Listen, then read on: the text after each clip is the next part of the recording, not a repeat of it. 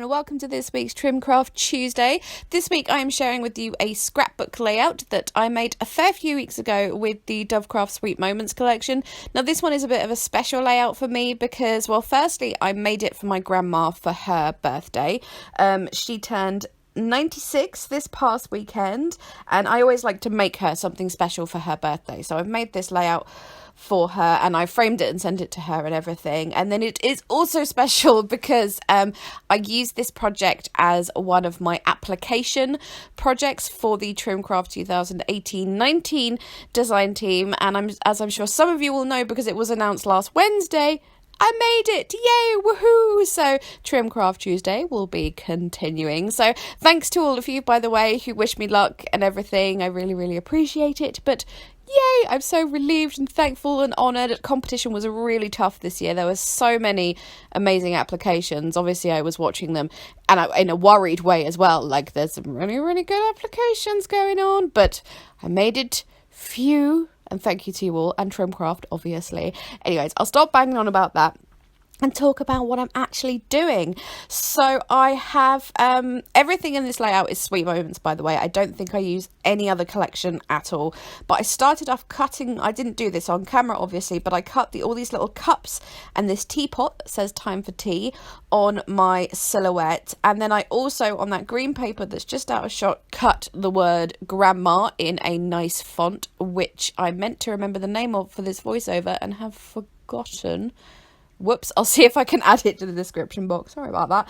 But yeah, so I cut that as well. And then so I'm just sticking that on there, but having a pink strip underneath. So obviously you can see the pink come up through the word grandma, which is just my title, because why not? Nice simple title for a layout like that. And then as I did on that time for tea teapot, I'm just sort of putting in the, you know, the middle bits of the letters, like the middle of the A and the E and stuff. You just take those from the silhouette mat and put them where they're supposed to be. Now I'm just going to figure out how I'm going to arrange this. I'm kind of going for the thing where that green paper there and the gingham look is like kind of like a tablecloth, and then it's teapots and teacups there, like they're on the table kind of thing, like a little tea party sort of situation. So then I'm going to take all of those teacups and that teapot and the title, and I'm going to use my Tim Holtz pokey tool to poke little holes in, and then I'm going to hand stitch all of it. Yep, I am a little bit of a crazy person, but you know, again, it was for my grandma. I wanted to put a lot of effort in. That's partially why this is a slightly shorter video than normal, because obviously the stitching took a long time, but I haven't left it in the video because I went and did it on the sofa or on my bed or something like that. But I spare you watching that because it's not very interesting to watch someone stitch, is it? But yes, the only bits I didn't stitch is some of the handles on the teacups were just way too dainty. So some of them I haven't stitched on, but what I'm going to do with those is just hide the handles so you can't see that they're not stitched. Shush. And then I'm just using some red line tape to add some ribbon across there. I do end up accidentally covering up, well, not accidentally, but like it wasn't originally intended to end up this way, but I do end up covering up that ribbon. But oh well, you can see a little tiny bit from underneath everything.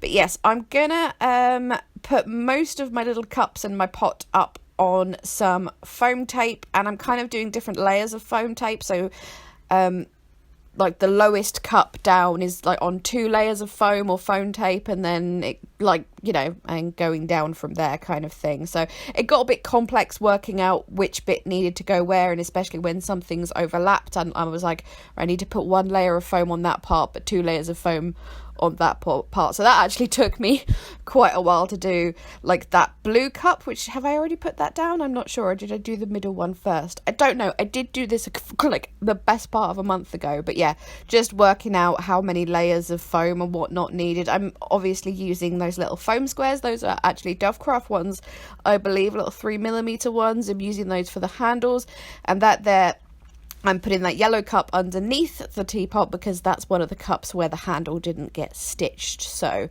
yes, just little tips and tricks there just to hide where you're being, well, I don't want to say lazy. I wasn't being lazy by not stitching them, but I just physically I couldn't stitch them without breaking them.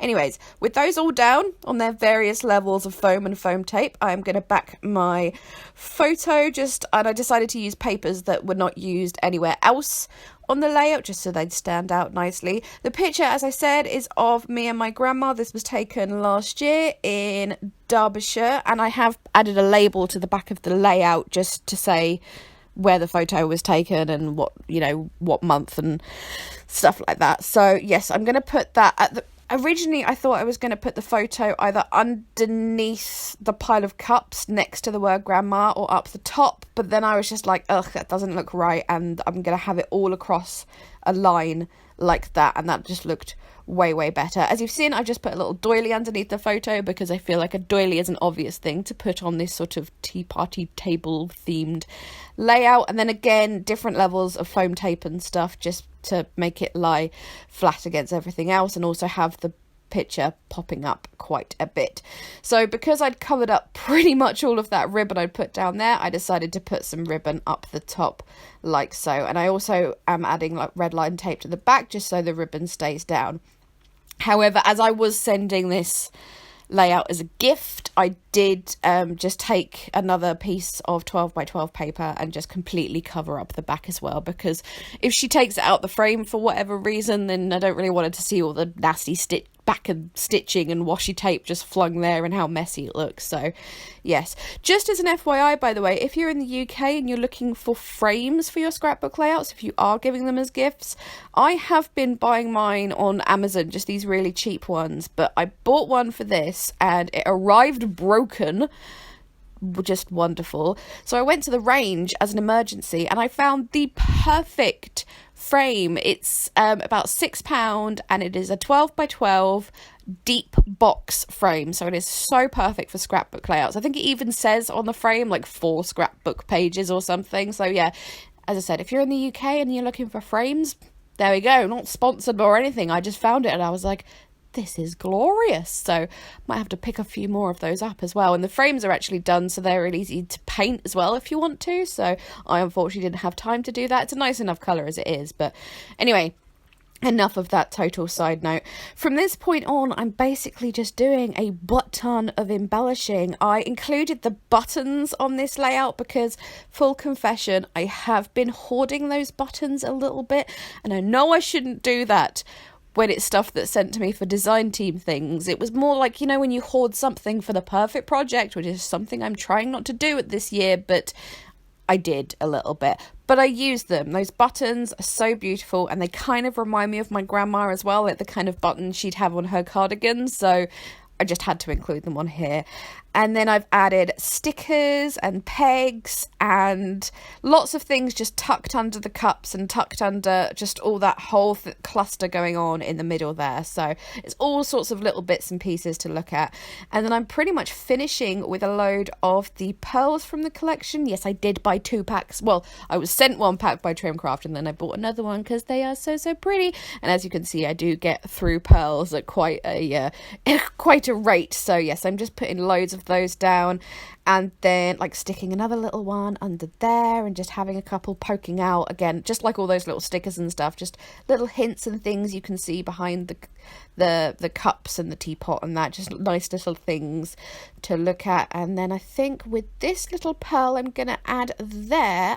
I think that is the last thing that I do, just checking it there, and you can see all the dimension when I hold it up like that. I really enjoy how much dimension there is on this layout. But yes, and that is it. So thank you so much for watching. You should be seeing some close-ups now. This was one of those projects typically that was really hard to photograph, so obviously I chose that for an application. Well done, Grace. But anyway, I hope you can get an idea.